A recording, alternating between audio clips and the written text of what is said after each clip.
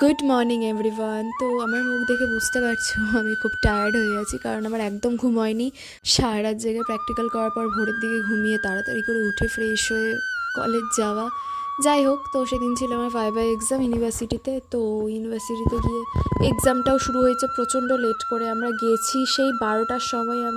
আমার হয়েছে, অ্যাকচুয়ালি হয়েছে 3টের সময়, মানে লিটারেলি ওখানে 3 ঘন্টা 4 ঘন্টা আমরা বসেছিলাম। তো যাই হোক, কিচ্ছু ভালো লাগছিল না, মাথা ব্যথা করছিল, কারোর সাথে কথা বলতে ইচ্ছে করছিল না, খুব একটা বিরক্তিকর ব্যাপার ছিল। তার মধ্যে গরম, খিদে পেয়েছে।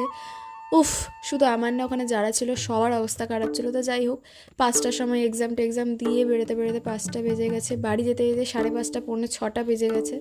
তো বাড়ি যাওয়ার সময় শুধু ভাবছিলাম বাড়ি গিয়ে আমি আর কোনো কাজ করবো না, কোনো কিছু করবো না, ভিডিও আর করবো না, ভালো লাগছে না। কিন্তু সেটা আমার আর কপালে হইল কই। যাই হোক, বাড়িতে গিয়ে আমাকে আবার রেডি হয়ে বেরোতে হয়েছিল কিছু কাজের জন্য। তো তারপর বাড়ি এসে আমি আর পারছিলাম না, আমি হাত উঠিয়ে দিয়েছিলাম, আমার দ্বারা কিচ্ছু হবে না, আমি উঠবোই না, খেতেও উঠবো না, ঘুমাবো এবার। তো যাই হোক, আবার দেখা হবে কাল, চলো টাটা।